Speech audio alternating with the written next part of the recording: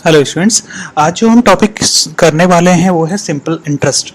Okay, पहले हम simple interest के बारे में बात करेंगे, उसके बाद हम एक न्यू वीडियो और बनाएंगे जिसमें हम करेंगे कंपाउंड इंटरेस्ट के बारे में बात।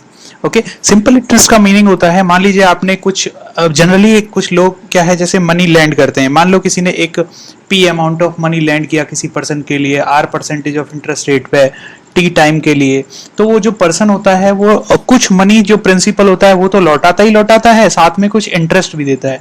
ठीक है, तो ये सारी चीजें हमें कैलकुलेट करनी होंगी कि कितना इंटरेस्ट होगा, किस तरीके से हम लोग इन सब के क्वेश्चंस को डील करते हैं। ये टॉपिक मेनली पूछा जाता है जो भी हमारे कुछ छोटे एग्जाम्स होते हैं, जैसे कि अभी हमारा आरआरबी एनटीपीसी का एग्जाम है, वो एग्जाम्स हो गया, या फिर कुछ बैंक या फिर क्लर्क से रिलेटेड, या फिर इंडियन एयरफोर्स, आर्मी, नेवी, इन सब के लिए पूछा जाता है। तो देखो, मान लीजिए जब कोई सिंपल इंटरेस्ट के बारे में हम बात करते हैं तो हम बात करते हैं कि एक पर्सन होता है ए, ओके, वो दूसरा पर्सन बी के लिए एक पी अमाउंट देता है। पी अमाउंट, जो अमाउंट दिया जाता है उसे बोलते हैं हम प्रिंसिपल। Okay, principal amount. ठीक है, तो प्रिंसिपल अमाउंट क्या कहता है? प्रिंसिपल अमाउंट वो अमाउंट होता है जो कि एक पर्सन दूसरे पर्सन को देता है।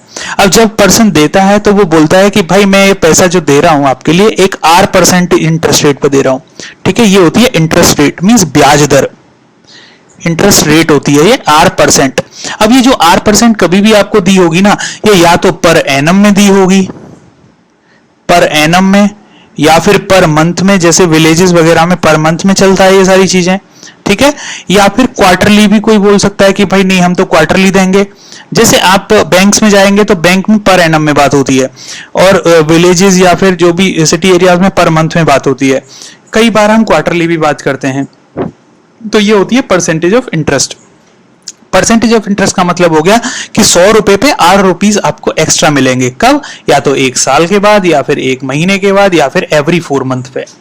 ठीक है, तो ये होती है परसेंटेज ऑफ इंटरेस्ट। एक होता है दूसरा टाइम, कि आप मान लो जब पर्सन बी है वो ए को अपना पैसा वापस करेगा टी टाइम के बाद। कितने टाइम के बाद? टी टाइम के बाद। अब ये टी टाइम जो होता है या तो ईयर्स में हो सकता है, मंथ में हो सकता है, डेज में हो सकता है, बट हमें ये सारी चीजों को कैलकुलेट करते टाइम आर के फॉर्म में लेना पड़ेगा। तो जनरली जब हम इंटरेस्ट कैलकुलेट करते हैं तो सिंपल इंटरेस्ट जो होती है वो होती है इंटरेस्ट अमाउंट। जो इंटरेस्ट का अमाउंट होता है वो होता है is equals to principal multiplied by rate of interest multiplied by time divided by 100। ये एक फॉर्मूला होता है हमारा जो रेट ऑफ इंटरेस्ट को कैलकुलेट करने का, रेट ऑफ इंटरेस्ट के साथ इंटरेस्ट अमाउंट को कैलकुलेट करने का। अब क्वेश्चन आता है कि आपने इंटरेस्ट अमाउंट कैलकुलेट कर लिया, लेकिन आप इसमें रेट ऑफ इंटरेस्ट क्या रखेंगे, टाइम क्या रखेंगे, डिवाइड बाई 100, तो ये कांस्टेंट वैल्यू हो गई। तो देखो, अगर बोलता हूं कि मेरा जो इंटरेस्ट अमाउंट है वो होता है, इंटरेस्ट अमाउंट जो है वो है मेरा कुछ ऐसा, principal multiplied by rate of interest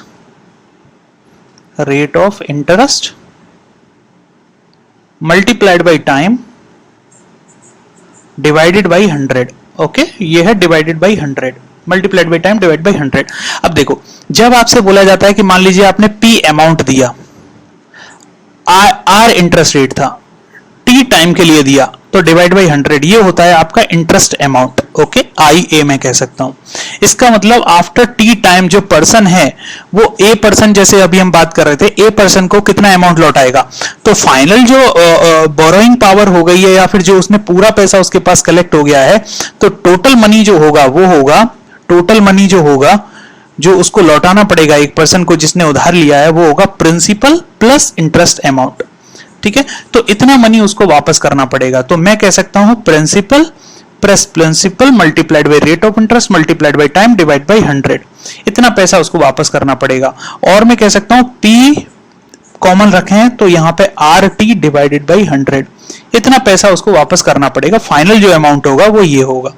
अब देखो, आपको जब ये फाइनल अमाउंट मिल गया है तो आप यहां पे एक चीज देखिए, आर मल्टीप्लाइड बाई टी जो होता है, जब आर को टाइम से आप मल्टीप्लाई करेंगे तो वो कांस्टेंट होना चाहिए। तो यहां से एक चीज क्लियर आती है कि अगर आप परसेंटेज, जैसे आर परसेंटेज वो है आपकी रेट, अगर ये दी हुई है पर एनम में, तो आप जो समय दिया होगा ना टाइम, उसको भी आप एनुअल बनाओगे, एनम बनाओगे।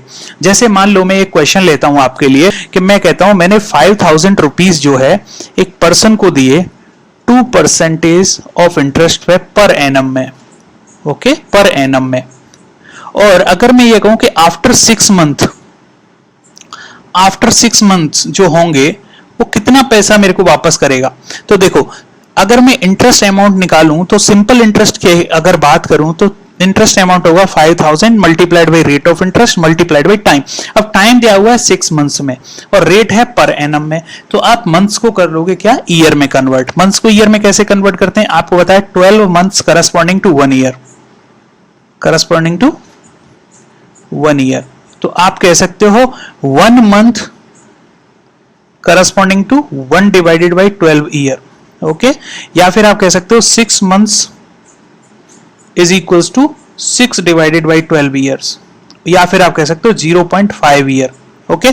तो आप जो यहां पे टाइम रखते हो वो ईयर्स में रखोगे, 0.5 डिवाइडेड बाई 100।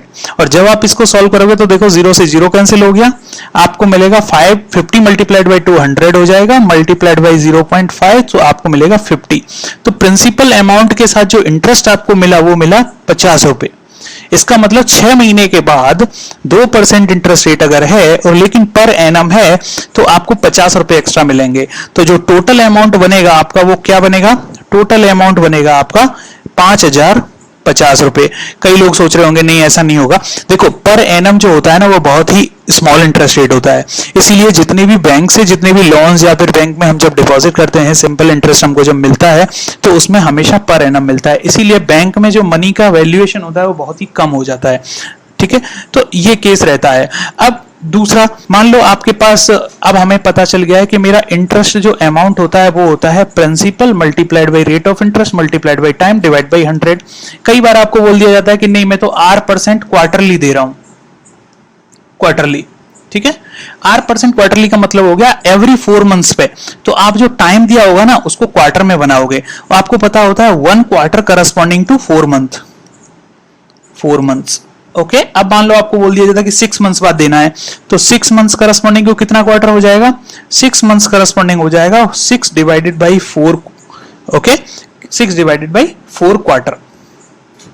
इसका मतलब कितने क्वार्टर हो गए, 1.5 क्वार्टर, 1.5 क्वार्टर। तो मान लो मैं कहता हूं कि 2% इंटरेस्ट रेट पे मैंने 10,000 रुपए किसी को दिया और कितने मंथ के लिए, 6 मंथ्स के लिए, 6 मंथ्स के लिए, और मैं कह रहा हूं कि मेरा जो रेट ऑफ इंटरेस्ट है वो क्वार्टरली आएगा, क्वार्टरली आएगा। तो इंटरेस्ट अमाउंट जो होगा इस केस में वो होगा 10,000 multiplied by rate of interest 2 multiplied by time, time क्या है 6 मंथ्स। जब आप इसको क्वार्टर में कन्वर्ट करोगे तो 1.5 डिवाइडेड बाई 100।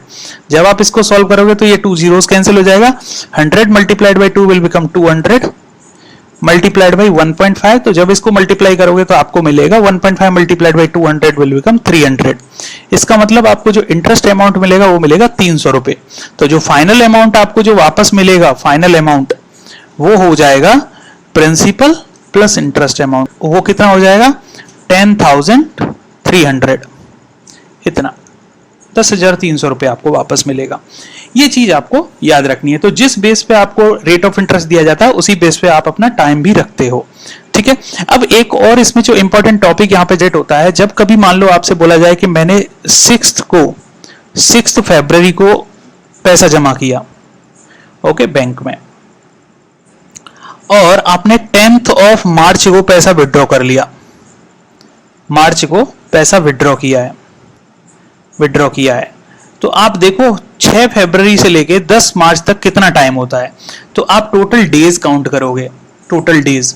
अब क्योंकि आपने 6 फरवरी को पैसा जमा किया था और 10th मार्च को आपने पैसा विड्रॉ किया है, तो हमेशा याद रखना जिस दिन आप पैसा जमा करते हो उस दिन आपको कोई इंटरेस्ट नहीं मिलता है। तो इसमें हमेशा याद रखना, नोट करके एक बात कि the day of money deposit, जिस दिन आप मनी डिपॉजिट करते हो, okay, will not be counted, deposit will not be counted, वो दिन आपका काउंट कभी नहीं होता है, ओके। लेकिन जिस दिन आप विड्रॉ करते हो, so withdrawal date will be counted,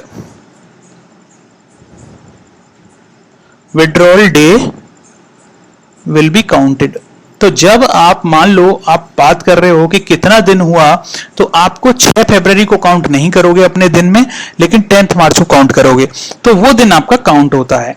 तो ये चीज आप हमेशा याद रखना। तो ऐसे करके हम अगर कोई भी क्वेश्चन आता है तो हम उसको सॉल्व कर सकते हैं। ठीक है, तो सिंपल इंटरेस्ट से उसी फॉर्मूला को यूज करते हुए interest amount is equal to principal multiplied by rate of interest multiplied by time divided by 100। Okay, और टोटल अमाउंट जो आपका होगा वो हो जाएगा interest amount plus principal amount. Okay, principal मतलब बोलते हैं मूलधन, रेट ऑफ इंटरेस्ट बोलते हैं ब्याज दर, टाइम मींस समय, इसको यूज करते हैं आप। और ये सिंपल इंटरेस्ट होती है, जितने भी बैंकिंग सिस्टम्स हैं वहां पे सिंपल इंटरेस्ट ही यूज किया जाता है। और आर अगर आपको एनएम में दिया हुआ है तो टाइम भी आप एनएम में बनाओगे, मीन साल में बनाओगे। अगर आर आपको मंथली दिया हुआ है तो टाइम भी आप मंथली बनाओगे। जो जितने भी विलेजेस वगैरह में होता है वो टाइम जो होता है मंथ्स में काउंट होता है, इसीलिए वहां पे रेट ऑफ इंटरेस्ट ज्यादा लगता है। जैसे मान लो आप 10,000 रुपए की बात करो कि 10,000 रुपए 2% per month, okay, per month पे दिया, तो एक साल में कितना आपको अमाउंट वापस करना पड़ेगा? तो 1 ईयर करस्पॉन्डिंग टू 12 मंथ्स। तो जब आप यहां पे इंटरेस्ट अमाउंट निकालोगे तो इंटरेस्ट अमाउंट हो जाएगा 10,000 multiplied by 2 multiplied by 12 divided by 100। और जब आप इसको सॉल्व करोगे, 0 से 0 cancel, so it will become 2400। Okay, इसका मतलब जो आपको फाइनल अमाउंट लौटाना पड़ेगा वो होगा, final amount will be 10,000 plus 2400, so this will be 12,400। सो 12,400 रुपए आपको लौटाने पड़ेंगे, जबकि आपने लैंडेड कितना अमाउंट किया था? ओनली 10,000। तो ये सारी चीजें आपको नॉर्मली याद रखनी होंगी।